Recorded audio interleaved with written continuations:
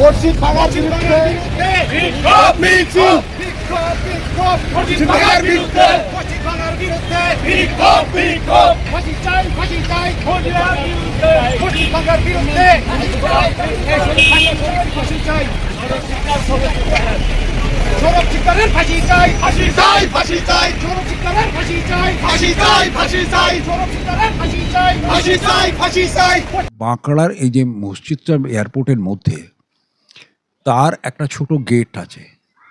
CISF এর লোকেরা ওদের বাসে করে নিয়ে যায়, নিয়ে গিয়ে নামাজ পড়িয়ে আবার ফেরত পাঠায়। That's an high security zone. ওদের ওখানেই মসজিদ পড়বার দরকার কি? সৌরভ শিকদার মশাই, যিনি দমদমের এমএলএ, বলেছিল আপনাকে ছবি তুলে বাইরে পাঠান, তাতে আবার ওর খুব রাগ হয়েছে। শুনলাম নাকি সারতানসে জুদা অলরেডি ওর ওপরে ডিক্লেয়ার করেছে। ছেলেটি ভালো, সে কিছু অন্যায় বলেনি। আমি হাই সিকিউরিটি জোনের মধ্যে আমার ঢোকার এই প্রবণতা যদি থাকে, তাতে তো একটা সন্দেহ হয় যে আমি কিছু একটা অন্যায় কাজ করতেও পারি। তো আমি এই সুযোগটা নেব কেন? উনি প্রথম প্রশ্নটা তুলেছিলেন যে মসজিদটা সরানো দরকার। আমি তো তাকে অনুরোধ করব আপনাদের মাধ্যমে, যে যেন সরকারকেও অনুরোধ করব সিকিউরিটিটা বাড়িয়ে দেয়, ও যেন বিপদে না পড়ে। নিউজ 16 ভারত, রাজনীতির অন্তরালে সত্যের সন্ধানে। উল্লাহ চৌধুরী, যিনি তৃণমূলের একজন এমএলএ ছিলেন, গ্রন্থাগার উস্কানিমূলক কাজটা এই মুসলমান সমাজের যারা নেতা, তারা চিরকাল করে এসছেন। সাধারণ মানুষ, যারা সাধারণ মুসলমান, তাদের কোনো মাথা ব্যথা নেই। আচ্ছা, এই বাঁকড়ার এই যে মসজিদটা এয়ারপোর্টের মধ্যে, তার একটা ছোট গেট আছে। সিআইএসএফ এর লোকেরা ওদের বাসে করে নিয়ে যায়, নিয়ে গিয়ে নামাজ পড়িয়ে আবার ফেরত পাঠায়। That's an high security zone. ওদের ওখানেই মসজিদ পড়বার দরকার কি? সৌরভ শিকদার মশাই, যিনি দমদমের এমএলএ, বলেছিল আপনাকে ছবি তুলে বাইরে পাঠান, তাতে আবার ওর খুব রাগ হয়েছে। শুনলাম নাকি সারতানসে জুদা অলরেডি ওর ওপরে ডিক্লেয়ার করেছে। ছেলেটি ভালো, সে কিছু অন্যায় বলেনি। আমি হাই সিকিউরিটি জোনের মধ্যে আমার ঢোকার এই প্রবণতা যদি থাকে, তাতে তো একটা সন্দেহ হয় যে আমি কিছু একটা অন্যায় কাজ করতেও পারি। তো আমি এই সুযোগটা নেব কেন? আচ্ছা ভাই, একটা কথা, কলকাতায় ছিলাম, ব্যাঙ্গালোরে গেছিলাম, আবার কলকাতায় ফিরে এসেছি। আমার যে পূজিত দেবদেবী, তাদের তো আমি সঙ্গে করে নিয়ে গেছি, বা ওখানে পুজো হয়েছে, আবার আমি এখানে ফেরত নিয়ে এসেছি, সেখানে পুজো করছি। উপাসনা করাটা নিয়ে কথা। তো উপাসনা করবার জন্যে ওই মসজিদটি ছাড়া আর মসজিদ নেই এমন তো নয়। পশ্চিমবাংলায় মসজিদের কোনো কমতি নেই। ওই হাই সিকিউরিটি জোনের মধ্যে যদি ভেঙে ফেলে আমাদের এয়ারপোর্টটা একটু বড় করা যায়, রানওয়েটা, তাতে সিদ্দিকুল্লাহ চৌধুরীর কী অসুবিধে হচ্ছে আমি জানি। উন্নতি করতে গেলে কিছু জায়গা ভাঙচুর করতে হবে। আমাদের কাশিতে আমরা যখন গেছি অনেক আগে, কাশীর মন্দিরের একটা লোক আপনার না থাকলে মন্দির পৌঁছানো যেত না, এত সরু সরু গলি। ভুল করে আপনি অন্য জায়গায় চলে যেতে পারতেন। কিন্তু আজকে কাশী করিডোরটা হয়েছে, কত কিছু ভাঙাচোরা করে হয়েছে, অনেক প্রতিবাদও হয়েছে, কিন্তু আজকে কত সুবিধে হচ্ছে লোকেদের। এয়ারপোর্টে নামছে, কত লোক আসছে, কত লোক যাচ্ছে। কাউর কিছু হয়ে গেলে তো ভারতবর্ষের একটা লজ্জার চূড়ান্তর কারণ হয়ে যাবে। হয়েছে। তো আন্তর্জাতিক এয়ারপোর্টে ভাই, ভোটে কেউ চিরকালই জেতে না। আজকে হেরে গেছেন, পরের বার জিতবেন। এবং এরা তো ফুল টাইম পলিটিশিয়ান, ফলে এদের এই হেরে যাওয়াটা সহ্য করা খুব শক্ত। আর উস্কানিমূলক বক্তব্য এরা চিরকাল আমাদের দেশের মুসলমান নেতারা দিয়েছেন। এই যে সুরাবর্দি ছিল মুসলিম লীগের সময়, যে ভয়ঙ্কর 1946-এর রাইট হয়েছিল, সেই উস্কানিমূলক বক্তব্যের জন্যে আলটিমেটলি কী হলো? দেশটা ভাগ হলো, পাকিস্তান তৈরি হলো, পাকিস্তান ভেঙে আবার বাংলাদেশ হলো। দুটো দেশের দিকে তাকিয়ে দেখুন, ওরা কি শান্তিতে আছে? পাকিস্তানের অবস্থা তো মানে ভীষণ খারাপ। পেট্রোলের কি দাম, মানে জিনিসপত্রের কি ভয়ঙ্কর হাহাকার। ওরা গমকে বলে গন্দুম, বলে তার অভাব আছে। আর একটা ভারত বিরোধী কথাবার্তা বলে দিলেই হলো। বন্যা হয়েছে, সালাব বলে, সালাব হুয়া হয়, এর জন্য ইন্ডিয়া দায়ী। যা খারাপ হচ্ছে সব জন্য ইন্ডিয়া দায়ী। আজকে সৌরভ শিকদার ছেলেটি তো বেশি বয়স নয়। বাংলাদেশে হই হই করে টিভিতে খুলে দেখুন, তারা বলছে ওকে প্রাণদণ্ড দিতে হবে। কারণ তিনি প্রথম প্রশ্নটা তুলেছিলেন যে মসজিদটা সরানো দরকার। আমি তো তাকে অনুরোধ করব আপনাদের মাধ্যমে, যে যেন সরকারকেও অনুরোধ করব সিকিউরিটিটা বাড়িয়ে দেয়, ও যেন বিপদে না পড়ে। কারণ প্রাণে বধ হয়ে গেলে জ্যান্ত করবার বা জীবিত করবার ক্ষমতা আর কাউর নাই ভাই। ফলে একটা বাচ্চা ছেলে চলে গেলে আমার চেয়ে বয়স কম বড় কষ্ট হবে আমার। আর কি ইস্যুতে? না একটা কোনো নন ইস্যুতে। আরে ভাই, আপনার নামাজ ওখানে না পড়লে অন্য জায়গায় পড়লে কি নামাজটা নামাজ হবে না? আর আপনি ঠিকই বলেছেন, ওখানে নিয়ম ছিল যে ওই আধার কার্ড দেখাতে হবে, বাঁকড়ার লোক হলে তবে তাদের ঢুকতে দেয়। শুধু রাজনৈতিক মানে তৃণমূলের আমলে শুধু রাজনৈতিক ব্যভিচার নয়, অনেক টাকা পয়সারও খেলা চলেছে। না হলে এত জাল আধার কার্ড ওয়েস্ট বেঙ্গলে হয় না। এবং সেই আধার কার্ডগুলো নিয়ে লোকে ভারতবর্ষের ভেতরে ঢুকে পড়েছে। আমাদের নিজেদের স্বার্থে তো আমাদের একটুখানি স্বার্থপর হতেই হবে, যে এই জন্যে হতে হবে যাতে কোনো বিপদ না হয়। বলছেন তিনি বিমানবন্দরে ঢুকে কেন নামাজ পড়তে রাজনীতিতে অকথা কুকথা বলা এখন এক ট্রেন্ড। মানুষ যদি অশিক্ষিত হয় বা তথাকথিত শিক্ষিত হয়ে অশিক্ষিত হয়, তাকে পারা বড় মুশকিল। আমি তো আমার স্বার্থের জন্যে বলছি, আমি তো কোনো ভালোর জন্যে বলছি না।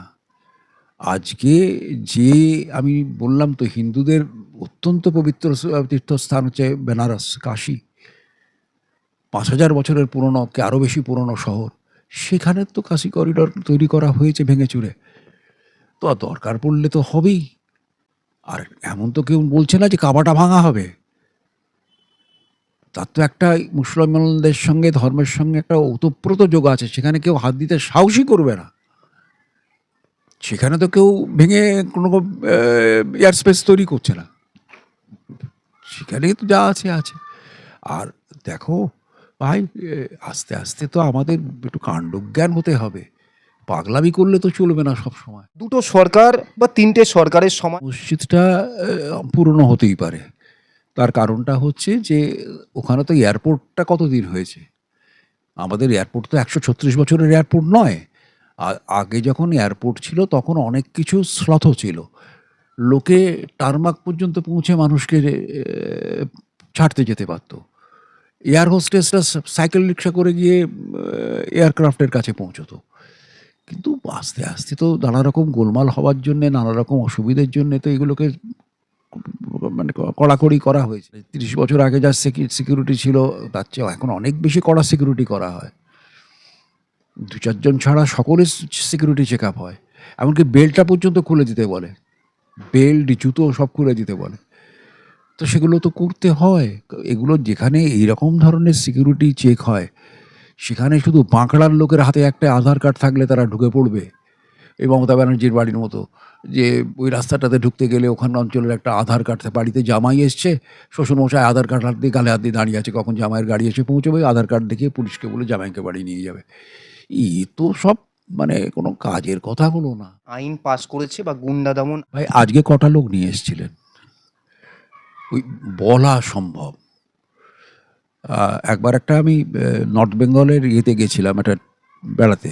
সেখানে ট্যুরিস্ট লজে এক ভদ্রলোক, তিনি খুব মদ খেয়েছেন। তিনি গন্ডার মেরেছেন, বাঘ মেরেছেন, হাতি মেরেছেন, অনেক কিছু মেরেছেন। সকালবেলা যে যখন নেশা ছেড়ে গেল, জিজ্ঞেস করল, স্যার যে কতগুলো মারলেন সেগুলো কোথায়? রাত্রিবেলার কথা মনে রাখে নাকি? এই হচ্ছে কথা। এগুলো বাঘ মারা কথাবার্তার কোনো মানে হয় না। এই বকটুই গণহত্যা আমি তো চার্জশিটটা দেখিনি, তবে বীরভূমে পাথর খাদান, বালি খাদান, এবং বর্ধমান বীরভূমে বেআইনি কয়লা, এছাড়াও আমাদের হিন্দু মেজরিটি জায়গা, তো এখানে লোকে খুব একটা গরু খায় না। গরুর মাংসটা বাংলাদেশে বেশি চলে। এই গরুগুলোকে পাচার করবার জন্যে একটা ব্যবস্থা প্রচুর অর্থ রোজগার করেছিল। তো ভাই, অনুব্রতর কথার আমি কোনো গুরুত্ব দিই না। তার এক্ষুনি বলবেন আমি ঘুমের ওষুধ খাই, আমার ব্রেনে অক্সিজেন কম ছিল, আমি বলে ফেলেছি, আবার কালকে গিয়ে হয়তো মমতা ব্যানার্জির পা জড়িয়ে ধরবে। ওই সব লোক ভালো লোক নয় ভাই। তৃণমূল, খারাপ তৃণমূলে আমি বুঝি না। যতদিন তোমরা পাওয়ারে ছিলে ততদিন তো একটা কথা বলনি। আর আজকে পাওয়ারে যদি তোমরা আসতে এই কথাগুলো বলতে না, তখন আবার এই জিনিসটাই চালিয়ে যেতে। আমার নিজের ধারণা এই জিনিসটাই ওরা চালিয়ে যেত। গণহত্যাটা নাকি এই ডাকাতদের মধ্যে বকরা নিয়েই মারামারি হয়। এবং একটা সময় যিনি সর্দার থাকেন, তিনি যখন টাকা কম দেন অন্যদের, তখন তাকে খুন করে আরেকজন সর্দার হয়। এটা খুব নিয়ম, এটাই নিয়ম। এর মধ্যে কোনো আশ্চর্যের কথা নয়। তবে এই এই যে অন্যায়গুলো সরকারি মদতে হয়েছিল, এটাই দুঃখের। এটা যদি সরকারি মদতে না হয়ে চুরি জোচ্চুরি যেমন সারা পৃথিবীতে যেমন হচ্ছে, নানা জায়গায় হচ্ছে, সেটা হতো বুঝতে পারি। কিন্তু এর পেছনে তো সম্পূর্ণ সরকারি মদত ছিল। এবং মমতা বন্দ্যোপাধ্যায় মানুষ চিনতেন না কি আমি জানি না, অনুব্রত তার অত্যন্ত পছন্দের, শাহজাহান তার অত্যন্ত পছন্দের।